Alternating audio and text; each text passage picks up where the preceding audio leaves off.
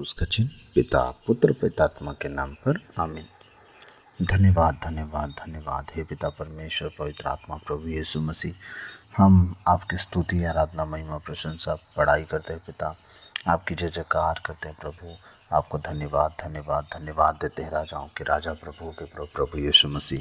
पिछली रात के लिए, आज के दिन के लिए, शाम रात के लिए पिता हम धन्यवाद देते हैं कि आपने अब तक हमें जीवित सुरक्षित और अचानक मरण से बचाया, हर अप्रिय घटना से, हर दुर्घटना से, हर एक्सीडेंट महामारी से बचाया, उसके लिए धन्यवाद पिता। आज तक जो भी हमसे मन वचन कर्म से अपना कर्तव्य पूरा ना करने से हमसे पाप गुनाह हुआ हो, उसके लिए हमें क्षमा कीजिए, दया कीजिए, कृपा कीजिए, हमें दंड ना दीजिए, हमारे कर्ज गुनाह अपराध क्षमा कीजिए, ताकि हम आपके वह अनुसार जीवन जिए, पाप गुनाह से दूर है, पवित्रताई और खराई में चल सके, इस योग बनाइए प्रभु। आज के एक एक वचन को प्रभु आपके बलवंत हाथों देता हूँ, आपके बेटी बेटी आज का वचन समझे और जिस तरह का आज वचन है प्रभु उसी तरह अपने जीवन को बना ले जाएं, इस योग बनाइए। प्रार्थना यीशु के नाम पे मांगते हैं, सुनिए और दया से ग्रहण कीजिए, आमीन आमीन। सबों को जय यीशु। मैं आशा करता हूँ आप सब आनंदित होंगे, खुश होंगे अपने घर परिवार में और प्रभु में भी बढ़ रहे होंगे, अपने वचनों पर, परमेश्वर के वचनों पर ध्यान दे रहे होंगे। आइए हम प्रभु के वचन में जाएंगे। आज हम छोटा सा वचन लेंगे। वचन का मेन शीर्षक है खमीर, ठीक है। मत्ती अध्याय 13 पद संख्या 33, ठीक है। आज का वचन है खमीर।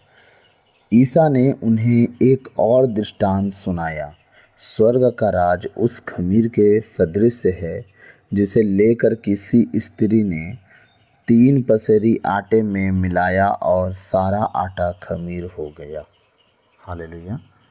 यीशु ने क्या कहा? किसी स्त्री ने क्या किया? 3 पसेरी गेहूं को पिसवाया और उसका आटा बनवाया और पूरा लेके रखा और खमीर मिलाया और पूरा खमीर हो गया, पूरा का पूरा आटा खमीर हो गया। फिर हम लोग को क्या बोलते हैं, भटूरे खाने में अच्छे लगते हैं, मैदा की रोटी खाने में अच्छा लगता है, बहुत सारी चीज़ें अच्छी लगती हैं, फिर खाने में स्वाद बढ़ जाता है।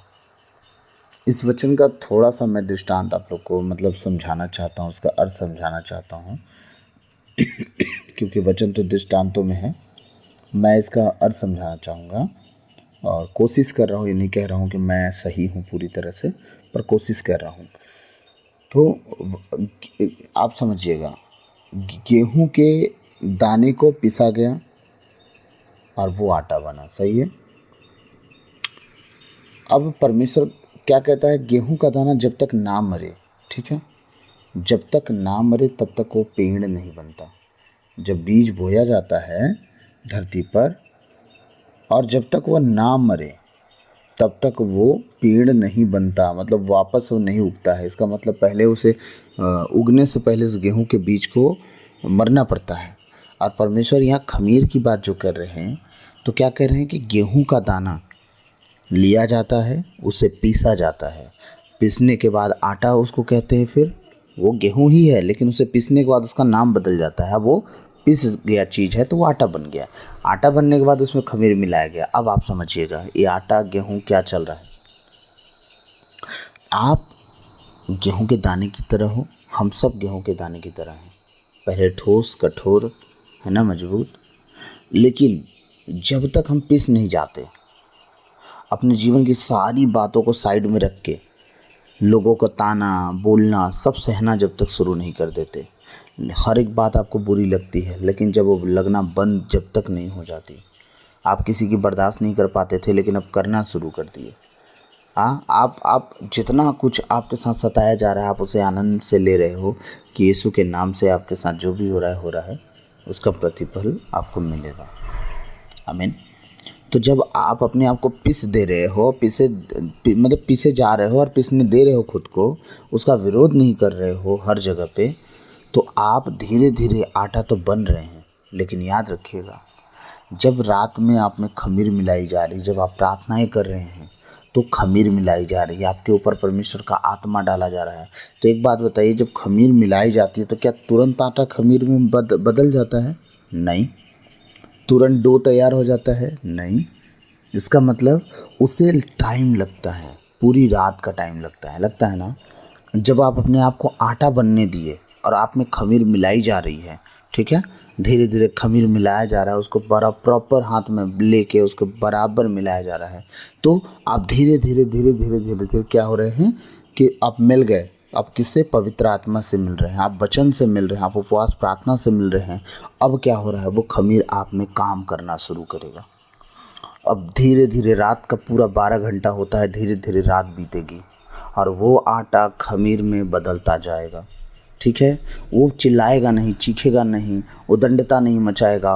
और जो खमीर, ये बताइए, जो बहन खमीर रात में मिलाती हूँ, क्या रात में जा जा के चेक करती रहती है क्या, हिला हिला के बर्तन को, खमीर आ रहा है कि नहीं आ रहा है, देखूँ तो सही? नहीं, एक बार उनको पक्का पता है, कंफर्म है, हो ही नहीं सकता खमीर ना आए, क्योंकि उन्हें पता है ऐसा होगा। खमीर आएगा ही आएगा, क्योंकि मैंने मिलाया है। और पूरा गुथा हुआ आटा सुबह खमीर हो जाएगा। एक बार मिलाने के बाद वो छोड़ देती हैं। इसका मतलब आपने दुआ किया है, गारंटी है कि आप में बदलाव आएंगे। आपने प्रार्थना की है, गारंटी है कि आप में बदलाव आएंगे। आपने बाइबल पढ़ा है, आप में गारंटी है कि जानकारियाँ आएंगी परमेश्वर के साथ कैसे जीना है। आप जीना शुरू करते हैं, आप थोड़ा जीना शुरू करते हैं। अभी बताइए, आप मध्य अध्याय 1 से लेके 20 तक पढ़ते हैं, 24 तक पढ़ते हैं, तो क्या पूरे वचन के अनुसार एक ही दिन में चलना शुरू करते हैं? नहीं, उसमें से कुछ कुछ बातों के अनुसार चलना शुरू करते हैं। जिस तरह आप कुछ कुछ बातों के अनुसार चलना करते हैं, उसी तरह आपके जीवन में कुछ कुछ काम बड़ा होता है। लेकिन जब आप उस वचन के अनुसार एकदम पूरे 24 अध्याय के अनुसार आप चलना शुरू कर देते हैं, तो परमेश्वर उसके अनुसार आपके जीवन में काम भी करते हैं। तो आपने क्या किया? थोड़ा थोड़ा थोड़ा थोड़ा थोड़ा थोड़ा प्रार्थना में बढ़ते गए, बढ़ते गए, बढ़ते गए, थोड़ा थोड़ा करके पवित्र आत्मा आपके जीवन में काम कर रहे हैं। आप जिस तरह जितना उस वचन को पढ़ रहे हैं और उसके अनुसार चल रहे हैं, उतना ही तेज़ी से आपके जीवन में काम हो रहा है। अगर आप कछुए की तरह चल रहे हैं तो कछुए की तरह काम हो रहा है। आप हिरन की तरह दौड़ दौड़ के आप प्रभु के पीछे चल रहे हैं तो दौड़ दौड़ के काम में आ रहा है। तो वो आपके समझ में आना चाहिए, क्योंकि प्रभु ने कहा दौड़ते तो सब हैं पर इनाम एक ही पाएगा। तो आप किस लिए दौड़ रहे हैं? जीतने के लिए, कि आप दौड़ रहे हैं कि बस एक दिन तो मरना ही है? वो आप तय करेंगे, कोई और तय नहीं करेगा आपके लिए। हाँ, जब आप जान रहे हैं कि मुझे थोड़ा थोड़ा करके ब्लेसिंग मिल ही रही है, तो आप पीछे क्यों हटेंगे? आप बिल्कुल पीछे मत हटिए। आप अपने रात को अपने प्रभु के साथ समय देने के लिए उस समय ठहराइए, प्रार्थना करने के लिए समय ठहराइए, और प्रभु के साथ आप विनती में बने रहिए, प्रार्थना में बने रहिए। एक दिन आएगा कि आप एक दिन पूरी तरह से खमीर बन जाएंगे, और बाहरी स्वरूप में कोई आपको सिंपल साधारण भले देख सकता है, लेकिन अंदरी स्वरूप में आप खमीर से परिपूर्ण होंगे। और जब आप कहीं खाना, जिस तरह वो खमीर वाली पूरी रोटी परोसी जाती है, लोग खाते हैं, उन्हें आनंद मिलता है। जब आप कहीं खड़े होंगे अपने उपदेशों के साथ, आप जब प्रार्थना के साथ खड़े होंगे, किसी के लिए प्रार्थना करेंगे, सबके समझ में आ जाएगा कि सिर्फ एक गेहूं का आटा नहीं है, ये खमीर हो चुका है, परमेश्वर की आत्मा से परिपूर्ण हो चुका है। अब ये सिर्फ एक सिंपल सा साधारण सा व्यक्ति नहीं रह गया है, ये आनंदित जीने वाला, आनंद से मगन रहने वाला और मनमानी जीने वाला, वो पूरी तरह से बेहोशियारी वाला व्यक्ति नहीं है। ये पूरी तरह से आत्मा परिपूर्ण व्यक्ति है। अब ये जो भी कहेगा, जो भी करेगा, सोच समझ के करेगा और चलेगा। ऐसा होगा कब? जब आप खमीर हो जाएंगे। कब? जब आप आत्मा में परिपूर्ण हो जाएंगे। कब? जब आप यीशु मसीह की संगति में बने रहेंगे, उसके वचनों के अनुसार जीते जाएंगे, तब ऐसा होगा। और मैं प्रभु का धन्यवाद देता हूँ, हमारी इटली वाली दीदी और हमारी प्यारी दीदी, और ये जो हम कल मोरिया पर्वत, सीनै पर्वत की बात कर रहे थे, सेवन पर्वत की, कि दाऊद कहाँ परमेश्वर का भवन बनवा रहा था, और क्या बोलते हैं, अब्राहम का बेटा जो था इसहाक, वो कहाँ बलि चढ़ाने वाले थे उसके लिए। तो ये सारी बातें सही थी, और मैं पहले भी पढ़ा हूँ, और आप लोग को अगर जानना है तो मैं आप लोग को वचन भी बता दे रहा हूँ। आप लोग ढूंढ लीजिएगा, उत्पत्ति अध्याय 22 पद संख्या 2 में आप लोग को मिलेगा कि अब्राहम को परमेश्वर ने कहा मोरिया पर्वत पर जाने के लिए, मोरिया देश की तरफ जा, वहीं तुझे बताया जाएगा कि इसहाक को बलि कहाँ चढ़ाना है। ठीक है, तो मोरिया पर्वत पर इसहाक की बलि होने वाली थी। और दूसरा इतिहास का ग्रंथ अध्याय 3 पद संख्या 1 निकालेंगे तब आपके समझ में आ जाएगा कि राजा दाऊद ने भी परमेश्वर का भवन जो है वहीं खलिहान में, जो परमेश्वर दर्शन दिए थे जब इजराइलियों को मार रहे थे, तब वहीं पे तय हुआ था कि परमेश्वर का भवन यहीं बनेगा, वो भी मोरिया पर्वत ही है। और आप लोग जो भी मतलब इसका जवाब दिए हैं, विशेषकर हमारी प्यारी दीदी और इटली वाली दीदी, सिस्टर दीदी, और प्रभु आप सबको बहुत आशीष दे। और आप लोग वचन को पढ़िए, क्योंकि याद रखिएगा, ना घर काम देगा ना परिवार काम देगा। जितने ऑनलाइन मैं सबसे एक बात कह रहा हूँ, आज मेरे पापा से मेरी बात हो रही थी और मैं उनसे एक बहुत गहरी बात कर रहा था, और हम सब वचन से बाहर नहीं, वचन के भीतर घुस के बात कर रहे थे, संसार से बाहर निकल के। मैंने पापा से कहा, ना पापा, आज ना आपको भाई काम देगा, ना बहन काम देगी, ना माँ बाप, ना बेटा, ना बहू, ना नाती, ना पोता, कोई आपको काम नहीं देगा। आप 65 ईयर ओल्ड हो चुके हैं, 65 साल के हो चुके हैं आप, ठीक है। अभी बताइए, 65 साल तक आप ज़िंदगी जी लिए, आपको पता है किस लिए जिए? आपको तो बस यही पता है ना कि मुझे ज़िंदगी मिली है, मुझे जीना है, धक्का खा खा के ज़िंदगी जीना है, यही पता है। लेकिन एक बात बताइए, हर धर्म में तो कहा गया ना स्वर्ग और नरक, तो आप बताइए आपके धर्म के अनुसार स्वर्ग में आप कैसे पहुंचेंगे? तो जो आपके अगुए हैं उन्हें खुद नहीं पता कि वो स्वर्ग कैसे जाएंगे, तो आपको कैसे पहुंचाएंगे? आप सोचिए। मेरे पापा सब बातों पे एग्री हुए। तब उन्हें मैंने कहा कि पापा, आप अब से आप ना किसी की चिंता मत कीजिए, सब कुछ छोड़ दीजिए, साइड हो जाइए और अकेले रहना शुरू कीजिए। प्रभु को खोजिए, वचन पढ़िए, प्रभु से प्रार्थना कीजिए। लोगों के साथ बैठ बैठ के गप मारने से परमेश्वर का राज्य नहीं मिलेगा। और एक बात बताऊं, स्वर्ग आप नहीं जाएंगे ना, स्वर्ग आपके बिना हिल नहीं जाएगा। आपको ज़रूरत होगी तो आप जाइए, परमेश्वर को आपकी ज़रूरत नहीं, बहुत सारे लोग हैं जिनको परमेश्वर जिनकी ज़रूरत रख रहा है, उन्हें ढूंढ रहा है, उन्हें चाह रहा है। तो मैं आप सबसे विनती करूँगा कि आप प्लीज़ प्रभु के करीब आएँ, वचन को पढ़ें, वचन के अनुसार जीना सीखें। परमेश्वर आपको और आपके घराने को बचाएगा। आपके स्वभाव के द्वारा, आपके चाल चलन के द्वारा, आपके उठने बैठने के द्वारा, आपके बातचीत करने के द्वारा परमेश्वर आपके घर पे अपने आप को प्रकट करता है।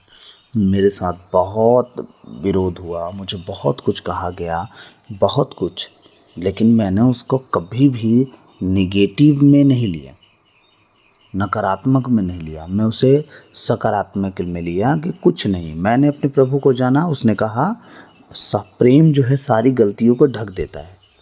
तो मैं जानता था कि कहीं ना कहीं मेरा प्रभु मेरी गलतियों को भी ढकेगा, और जो मेरे साथ गलत कर रहे हैं उन गलतियों को ढक के उनका हृदय बदलेगा। और मैं सच कह रहा हूँ, ऐसा ही हुआ।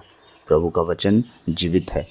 वो कहता है ना, धरती और आकाश टल जाए, मेरे वचन में से एक बिंदु मात्र बिना पूरा हुए नहीं टलेगा। तो याद रखिएगा, सच ऐसा ही है।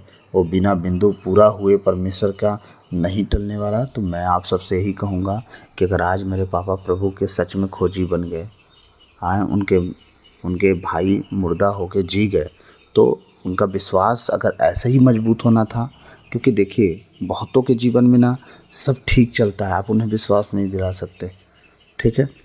जब उनके जीवन में ऐसे काम हो जाए जहाँ ना वो सोचे भी ना हो, तब वो विश्वास करते हैं। तो मेरे पापा तो कह रहे हैं कि मैं उस शनिवार से ही विश्वास कर लिया हूँ कि यीशु मसीह जीवित परमेश्वर है, मुझे कोई शक नहीं है। और मैं दुनिया का सारा ताम झाम छोड़ दिया हूँ, जो भी करता था अब नहीं करता हूँ, ना करूँगा। अब सिर्फ और सिर्फ यीशु मसीह की जय बोलता हूँ। जितना मुझे आता है मैं करता हूँ। उन्हें बोला हूँ आप बात करना सीखिए। उनसे मैं ऐसे ही बात किया हूँ कि यीशु मसीह से बात करना सीखिए। जब वो बात करेगा तो फिर उसके जैसा मित्र, उसके जैसा भाई, उसके जैसा दोस्त फिर दुनिया में कोई नहीं है। आमीन।